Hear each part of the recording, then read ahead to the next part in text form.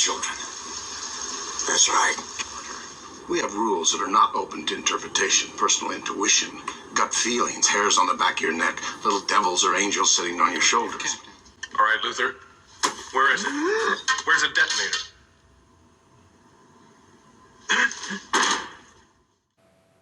Hello everybody, welcome back to Screenstars and welcome to another of my top 10 lists.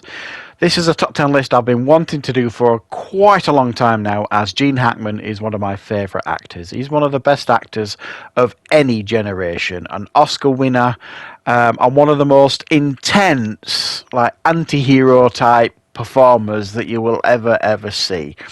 He's got a long, rich history of fantastic films in his filmography, and this list celebrates that. So join me as I take a look at the top 10 Gene Hackman films. You know how many federal agents you had following you on that ferry? I don't... Who are you working for? I'm not working. Is this about me? Am I a target here? Do they know me? Who is that? Do they know me? I don't know what you're talking about! Well, coming in at number 10 on the list is Enemy of the State, the 1998 Tony Scott film that, yes, okay, Will Smith is a star of this film, but Gene Hackman pretty much steals every single scene that is in this film. He plays like a grizzled, retired CIA vet that is kind of on the run, and he's brilliant at being able to navigate his way through all the surveillance systems that are in use of that day, and all these surveillance systems are being used to abuse Will Smith and his life. So he needs Gene Hackman's help to kind of navigate his way through it.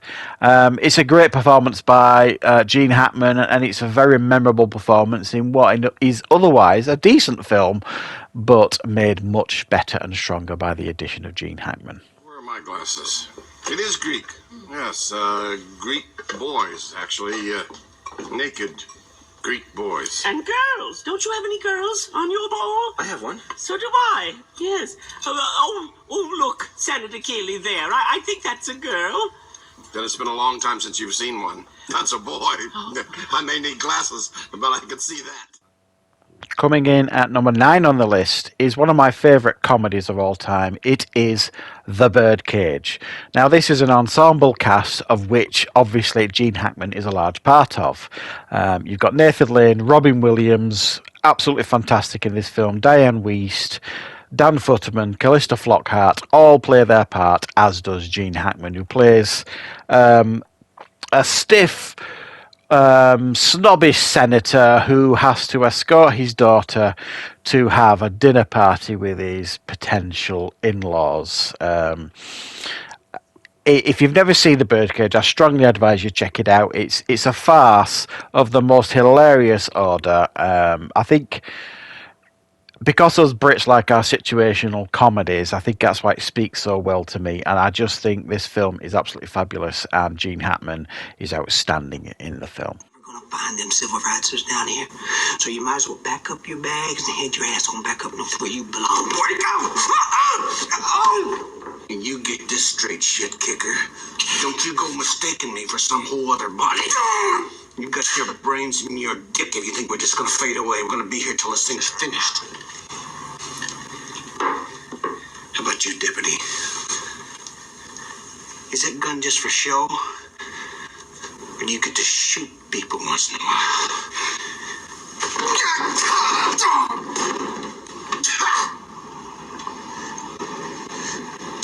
Thanks for the beer.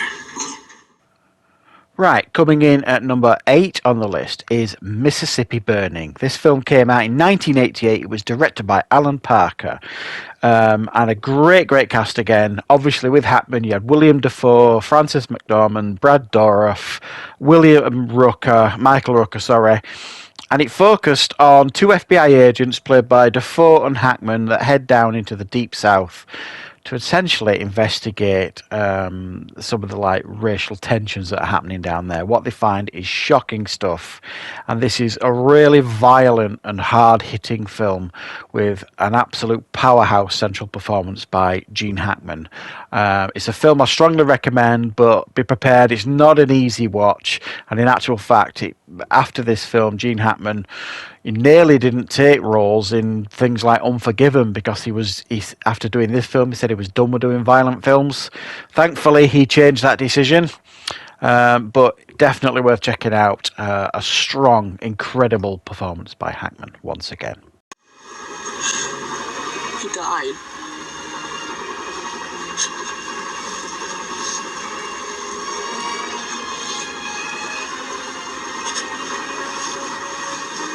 He saved my life that day.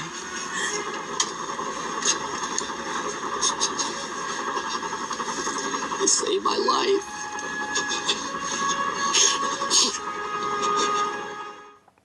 Now, coming in at number 7 on the list is Uncommon Valor. This came out in 1983, and if there's any Gene Hackman film on this list that you potentially won't have seen, it's probably this one.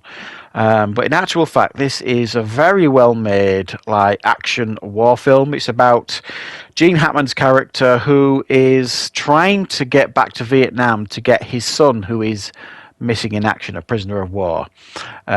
All the authorities are telling him his son's dead, to leave it, forget it, but he won't listen. So he puts together his own crew of soldiers to go back into Vietnam and rescue not only his son, but some other prisoners of war as well.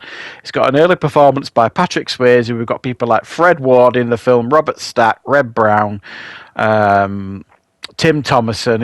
It's a good cast. It's a good action film, but at the end of the day, you've got Gene Hackman leading this cast, so it gives it real credibility, and he absolutely grounds this film too.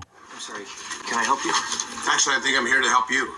I'm Avery Tolar, your designated mentor. Let's go to lunch. Lunch? But it's not even noon. I know. It'll be a working lunch. Come on up to my office while I drop this off. Everything depends on billing. How many hours you spend even thinking about a client. I don't care if you're stuck in traffic or shaving or sitting on a park bench. Now, coming in at number 6 on my list is the 1993 film The Firm. And again, this is a Tom Cruise film. It was based on a John Grisham book, as many films in the 90s were. But it's got a great cast, this, and Gene Hackman is a big part of that. He plays a character called Avery, who is essentially Tom Cruise's mentor. And he is obviously working for a corrupt lawyer company. He knows it's corrupt, Gene Hackman, but ultimately there's a real sense of charm that he brings to this character. And it's a character you kind of end up getting quite attached to and root for by the end of the film. And that is down to a very smart and clever performance by Gene Hackman. 800. No kidding. And if I wanted, I could. Harry's in. Jesus Christ. How you doing? I'm Chili Palmer. Oh, Jesus. If I have a heart attack, I hope you know what to do. Where you been, Harry? Have we met? I don't recall. We just did. I told you my name's Chili Palmer. We have pictures, right? Did you ever stop to think what would happen if I had a heart attack? Look at me, Harry. I'm looking at you. I want you to keep looking at me right here. Well, that's what I'm doing.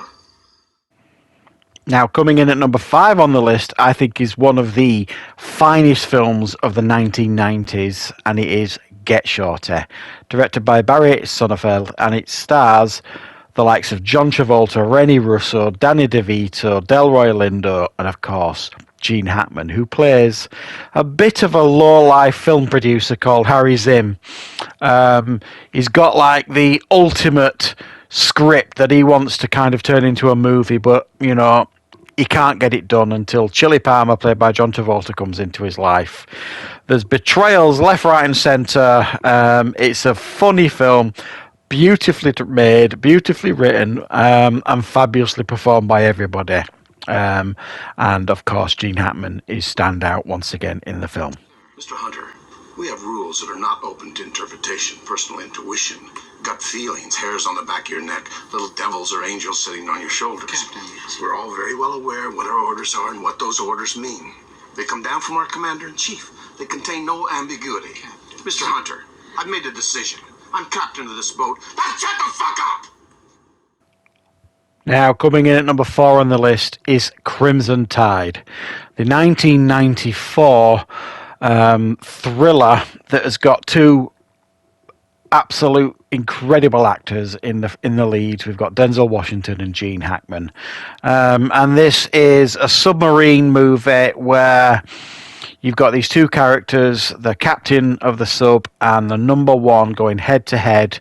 While there is like tensions with Russia, there's nuclear threats going off left, right, and centre, and there's like a mutiny going on the sub. It is one of the most tense thrillers you'll ever watch, and if you've never seen Crimson Tide, I really encourage you to watch it. It is an absolutely fabulous thriller, and one that just can't be missed. We didn't ask you to fight for us. But damn it, don't fight against us. Leave us alone. How many more sacrifices? How much more blood?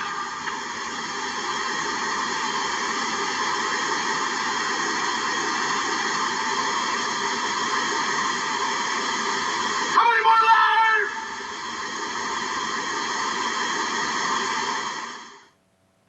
Now, coming in at number 3, we have 1972's The Poseidon Adventure. In my opinion, the best of the 1970s disaster films. That decade was literally full of them. They were all over the place, these disaster films. I've always had a really soft spot for this film, and this film was my first, probably, introduction to Gene Hackman, who plays the priest of the film when a ship is kind of turned upside down in a freak storm. He's got to lead survivors out of the boat. It's a really good romp. It's actually really well made, well done, and Gene Hackman easily props up this film, what is already littered with a star-studded cast. Just hold it right there. Hold it!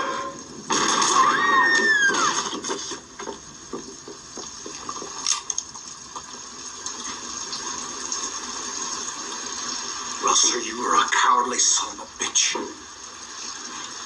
You just shot an unarmed man. Well, he should have armed himself. He's going to decorate his saloon with my friend. Coming in at number 2 on the list is Unforgiven. Unarguably one of his finest performances. He got the Oscar for this film, directed by Clint Eastwood, iconic Western with an iconic cast.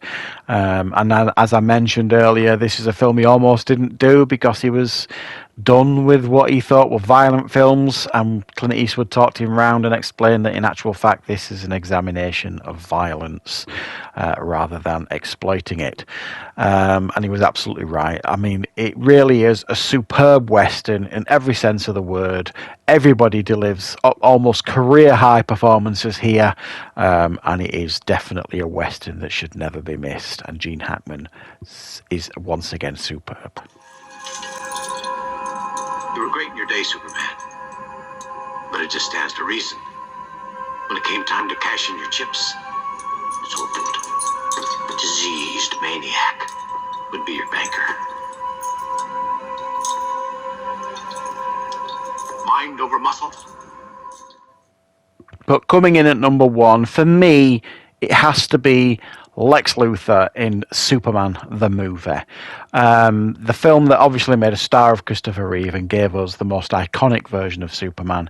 It also gave us the most iconic version of Lex Luthor, in my opinion.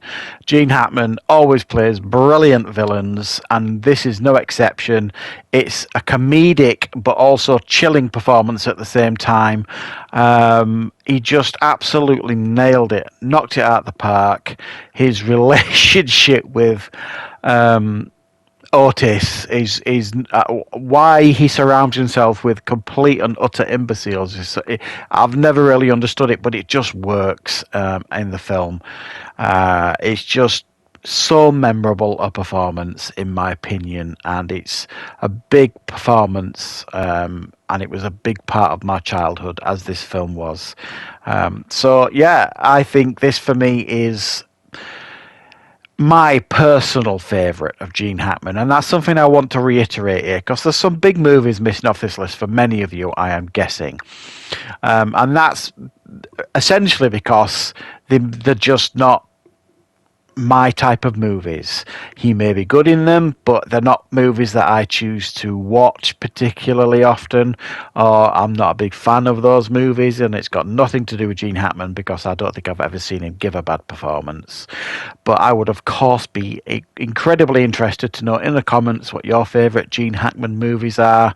And definitely let me know that. I would be really, really interested in reading that because I personally believe that Gene Hackman is a Hollywood legend and I think he's one of the greatest of all time. So thank you very much for joining me for this list. I hope you enjoyed it.